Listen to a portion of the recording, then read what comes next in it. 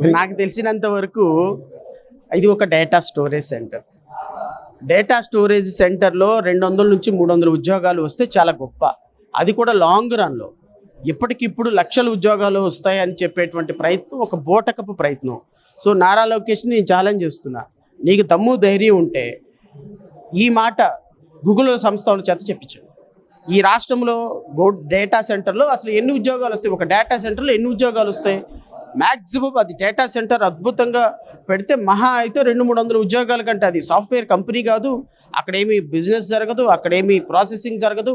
It is only storage centre. ఎవడో attender ఉంటాడు, కాబట్టి దాన్ని స్టోర్ చేసుకునే దానికి 4 డేటా ఆపరేటర్లను పెట్టి చేసుకునే పని. అది Google centre data storage centre పెట్టడం అంటే అది ఒక నథింగ్ బట్ ఎయిర్టెల్ ఆఫీస్లో ఒక చిన్న బ్రాంచ్ ఆఫీస్ పెట్టినట్టుదని నాకున్న అభిప్రాయం. అది సాఫ్ట్వేర్ కంపెనీ కాదు, అక్కడ సాఫ్ట్వేర్లు వచ్చి పనిచేయరు.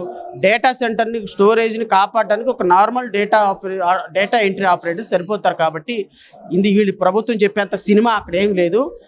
ఈ ప్రభుత్వానికి విశాఖపట్నం మీద కానీ ఆంధ్రప్రదేశ్ రాష్ట్రం మీద కానీ ఏ విధమైనటువంటి ప్రేమ లేదు. ఈ డేటా సెంటర్లు సాకు చూపించి ఈ రాష్ట్రంలో 60,000 ఎకరాలు వాళ్ళ అనుచరులకి దోచిపెట్టారు. వీటన్నిటి వివరాలతో రేపు మంగళవారం ప్రెస్ మీట్ ఉంటుంది. ఖచ్చితంగా రాష్ట్ర ప్రజలకు వాస్తవాలు వివరిస్తుంది. నేను చెప్పేది, చంద్రబాబు నాయుడికి ఎంప్లాయ్మెంటు ముఖ్యమంత్రి, నారా లోకేష్కి ఐటీ మంత్రి, పవన్ కళ్యాణ్కి ఉప ముఖ్యమంత్రి. మరి కార్యకర్తలకి ఏ పదవులు ఇవ్వాలి? కార్యకర్తలకి డబ్బులు ఎట్లా రావాలి?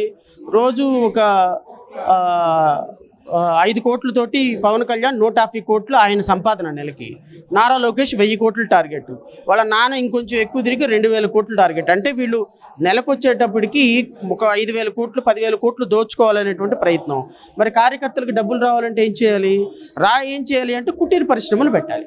కుటీర పరిశ్రమలు పెట్టాలి అంటే కుటీర పరిశ్రమలు పెడితే ఎవరు కొనరు కదా. సో కుటీర పరిశ్రమలు, మద్యాన్ని కుటీర పరిశ్రమలు లాగా పెడితే సో ప్రతి కార్యకర్త తయారు చేసుకోవచ్చు.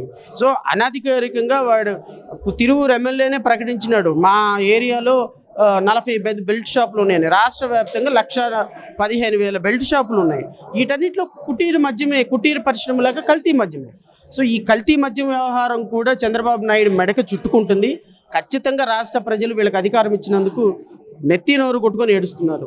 దీని మీద ప్రజలను చైతన్యవంతులు చేస్తాం. ఖచ్చితంగా మా పోరాటం అయితే కంటిన్యూ చేస్తాం.